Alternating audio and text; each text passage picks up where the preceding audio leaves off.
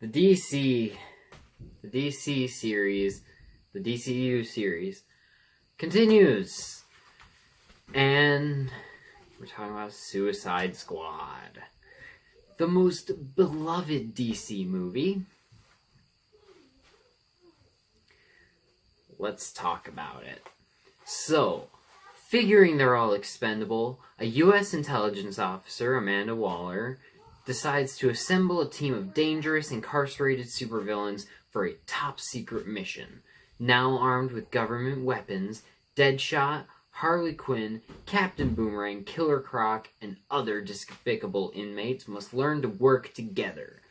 Dubbed Task Force X, the criminals unite to battle a mysterious and powerful entity, while the diabolical Joker launches an evil agenda of his own.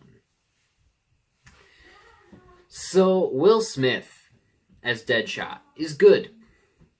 But he's just playing Will Smith. But he does it well. But he's still just Will Smith. So, yeah. Margot Robbie as Harley Quinn is amazing.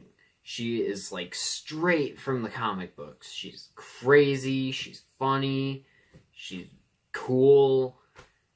It's almost like they took the comic and translated it to screen exactly. And she's easily the best character in the movie and the most well-rounded character. And then Jared Leto as the Joker. Here comes my controversial opinion. I think he's amazing. I honestly think that he reminds me of the best of all the previous favorite Jokers. He's got some of the best things about the Jack Nicholson Joker, some of the best about the Heath Ledger Joker, even some of the best of the Mark Hamill Joker. And he's my favorite Joker. I know. Not a wonderful opinion to have, apparently. And then Jai Courtney as Captain Boomerang is great. He is funny, and it is the best performance that Jai Courtney has ever given. Alright, so this is honestly a pretty divisive movie, so let's start with the positives. The characters are really cool for the most part. Rick Flag is cool, I guess. Harley Quinn is awesome. Deadshot is pretty cool. Killer Croc is pretty good. Boomerang is funny. Katana is kind of cool. Basically, all the main squad characters are really cool. And the first half of the movie is very solid and very well written, acted, and directed. And I really liked seeing in particular Harley Quinn and Deadshot's backstories, making them some of the best characters in the movie and more well-rounded. And I would even go as far as to say some of the best characters in the DCU EU as a whole. And the tone is pretty good for a while. It has this very dark visual style contrasted with a very light and fun tone that I didn't think would work that well, but it ended up being one of my favorite things about the movie. Like, it's just one of the best things because it adds this weirdness to it that I really like. Because, it's very visually dark, but then it's very tonally light, and it's weird, but I like it. And now we get to the negatives. Pretty much every other character that isn't a member of the Suicide Squad and doesn't die and isn't the Joker has no character. Everyone else as a character is non-existent. Amanda Waller, interesting, doesn't really have a character. Scott Eastwood is in the movie. I like Scott Eastwood. He's Clint Eastwood's son. I like Clint Eastwood. I like Scott Eastwood. He is nothing. He doesn't even have a really big part in the movie. If you didn't know that it was Scott Eastwood, you would not even realize that he's supposed to be someone important. And he really isn't. I was hoping he was going to be important, seeing as they got an actor that big to do it, but it's basically a cameo. And, I mean, Deadshot's daughter, the Joker's henchman, basically everyone in the movie, just no character, except for a few members of the squad. And even then, some of the squad members don't even have a character. You know what character that doesn't have a character makes me the most angry? Freaking Slipknot, man. They put freaking Slipknot on the poster and everything, and they put him in the trailers a little bit. But it's so obvious that he's just there to die. Like, you don't care about him. What does he do? He can do ropes really well. Like, literally. He didn't even... I don't even think he got, like, a character trailer thing like they had on, Twitter or Instagram or something. They released, like, a bunch of character teaser things that were, like, just little 5-second things saying the character and, like, a little thing about them. I don't even think he got one of those. And he didn't even get, like, an introduction. He just shows up in the movie and they're like, oh, that's Slipknot. Let's go. Yeah.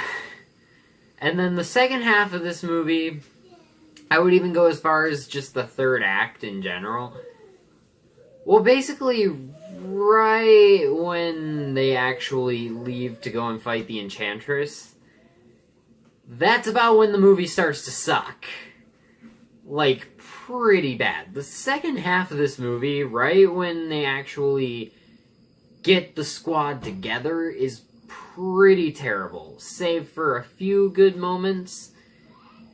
But the storyline is just nonsense.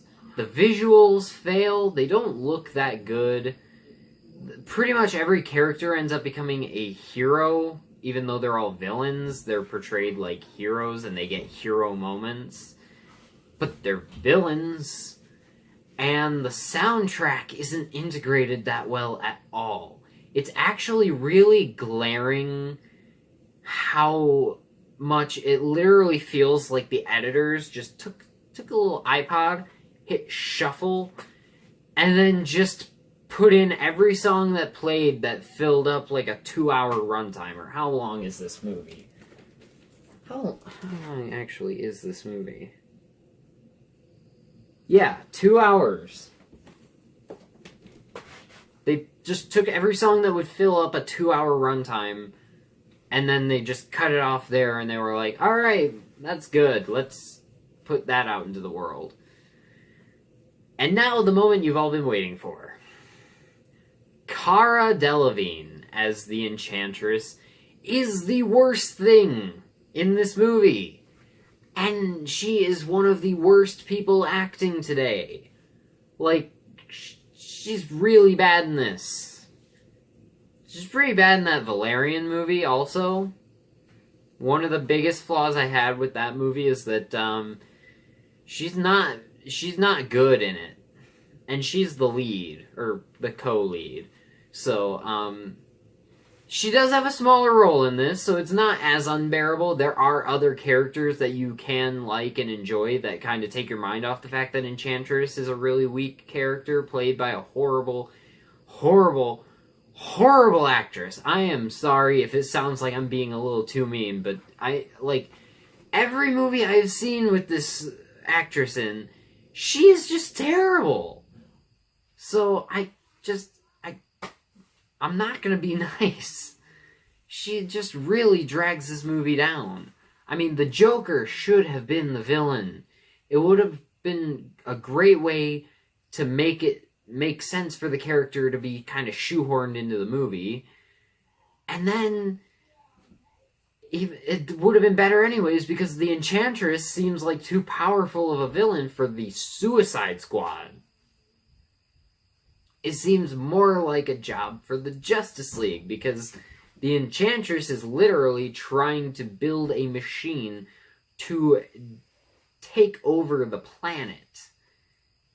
That sounds like something you gather the Justice League for, not the Suicide Squad. You get the Suicide Squad to maybe go in and stop like a terrorist or something. That's what the Suicide Squad is supposed to be for. Not saving the frickin' world from the Enchantress. I mean, seriously. Speaking of the Justice League, actually, though, a couple of them have cameos in the movie, and it actually made the movie a little bit better. It made it feel more like a comic book world. Because, you know, when you're reading a comic book and then, like, just a character from another book will pop in randomly just for a second and then pop out? Yeah, I like that. And they do that quite a few times in this movie, and I thought that was cool. But yeah, this isn't a very good movie. It's all right.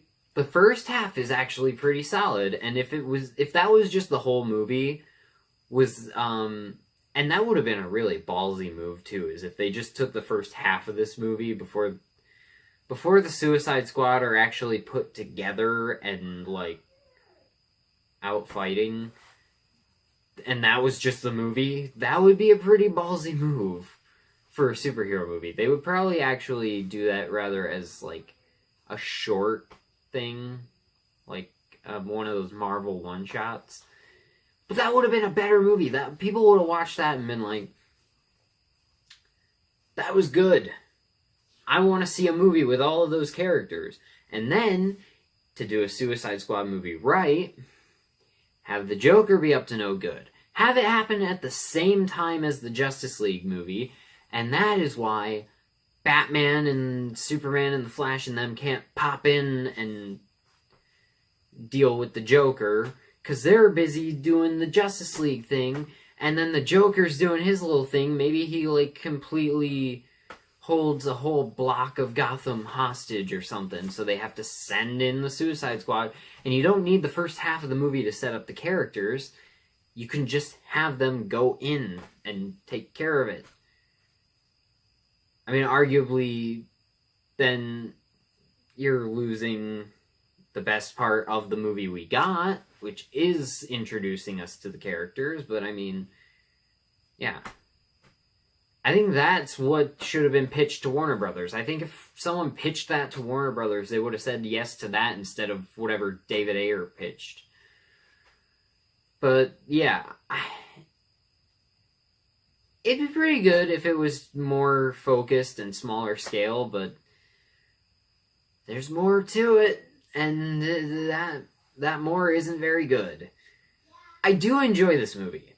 I am not gonna lie. I have a soft spot for this movie, just because I did like this movie when it first came out, but I wasn't blind to the fact that it had flaws.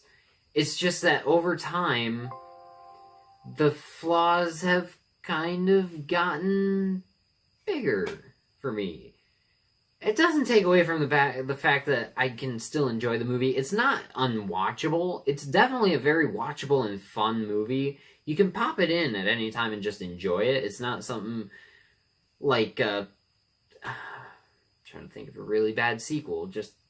It's not something like the Amazing Spider-Man 2 where you just be like, and I mean, I do like the Amazing Spider-Man 2 a little bit more than most people, but like a lot of people are like, well, let's just pretend, or Spider-Man 3. It's not like a Spider-Man 3 where a lot of people would just be like, let's just pretend that didn't happen.